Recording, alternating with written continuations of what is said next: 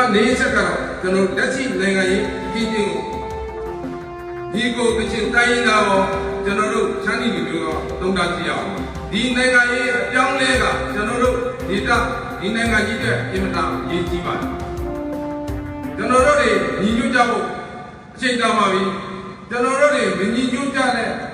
လို့မဟုတ်ပါဘူးဒီကနကပြောတဲ့လက်နက်ကင်ပြဿနာကြောင့်မြန်မာပြည်စစ်မီတောက်ခဲ့ရပြီစစ်ဘေးရှောင်နေရပြီလူတွေတော်တော်ဒုက္ခရောက်ကြပြီလက်နက်ကင်အဖွဲ့အစည်းများအားလုံးကပြည်သူတွေဒုက္ခရောက်တာကိုသူတို့ပြောနေကြတာလားကျွန်တော်မေးခွန်းထုတ်လို့ပါတယ်နော်ပြည်သူတွေဒုက္ခရောက်မှသူတို့ဓမင်းစားမိန်တာလား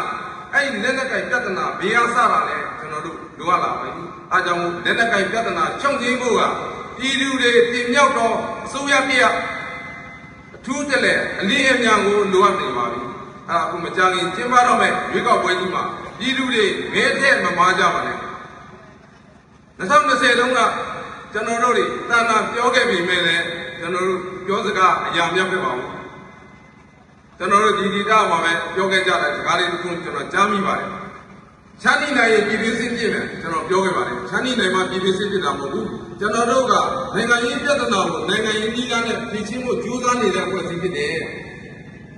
တို့တဲ့ကြောင့်ပြည်သူစစ်ဆိုတာလုံးဝမဖြစ်နိုင်ပါဘူးဒါပေမဲ့လည်းတစ်ဖက်ကနေပြီးမှလောင်းမုံမှုတွေကြီးတဲ့အခါကျတော့ဒီနေ့ဘာဖြစ်လာလဲပြည်သူစစ်ကြီးဖြစ်လာပြီပြည်သူစစ်မှာဒုက္ခရောက်ကြရတာတဲ့သူတွေကပြည်သူတွေပါ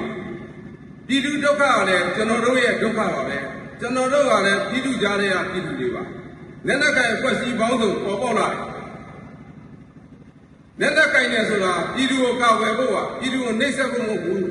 ဒါပေမဲ့လည်းလက်နက်ကင်တစ်ခွက်တိုးတိုင်းမှာပြည်သူကဝန်ထုတ်ဖို့တခုတိုးတယ်ဆိုတာပြည်သူအားလုံးသိသိနေပါတယ်ဒါကြောင့်မို့ဒီလက်နက်ကင်အဖွဲ့အစည်းများချုပ်ငြိမ်းဖို့အတွက်ကိုကျွန်တော်အဓိကပြောချင်တာကပြည်သူတွေကိုယ်ဆန္ဒနဲ့အညီကျွန်တော်ဆောင်ရွက်ပေးကြဖို့လိုအပ်ပါတယ်ဒါပြည်သူဆန္ဒကမကြခင်မှာ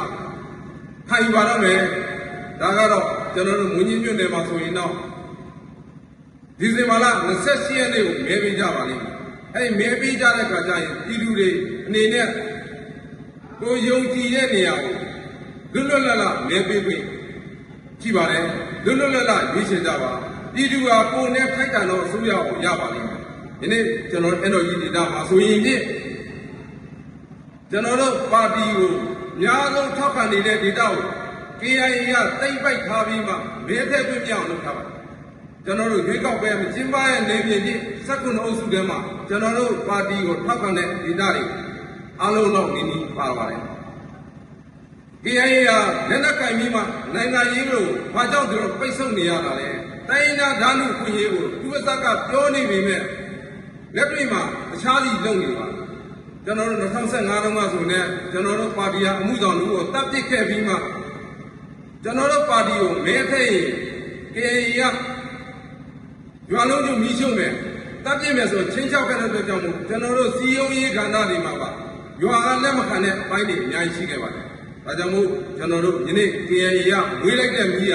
ကချင်ပြည်နယ်တစ်ခုတည်းတော့မကဘဲနဲ့ဗမာတနိုင်ငံလုံးလောက်နီးလောင်ကျွမ်းနေတာကိုသိရှိရပါတယ်ကျွန်တော်တို့ချမ်းပြည်လူမျိုးများအနေနဲ့နိုင်ငံအကျိုးလူမျိုးအကျိုးကိုဆောင်ရွက်ကြပါဒီကင်ကကျွန်တော်တို့လူမျိုးတွေကနိုင်ငံလွတ်လပ်ရေးအတွက်တက်ဆွဆံပြကျိုးပမ်းနေတဲ့အတွက်ကြောင့်မို့ကျွန်တော်တို့လူကြီးတွေ68ယောက်လွတ်လပ်ရေးမဝင်ရခဲ့ပါတယ်နိုင်ငံတော်ကိုတက်ဆွကျိုးပမ်းဆောင်ရွက်ခဲ့တဲ့လူမျိုးတွေကျွန်တော်တို့ကဒီနိုင်ငံကောင်းစားရေးအတွက်ဆိုဘာမဆိုပြည့်စုံပြီးလုပ်ခဲ့တဲ့လူမျိုးတွေဆိုတာဂုဏ်ယူကြသမှာကျွန်တော်တို့လူမျိုးတွေနိုင်ငံပျက်စီးရပျက်စီးကြောင်းကိုကျွန်တော်တို့လူမျိုးတွေဘယ်တော့မှမလုပ်ဘူးဆိုတော့လည်းဂုဏ်ယူကြသမှာ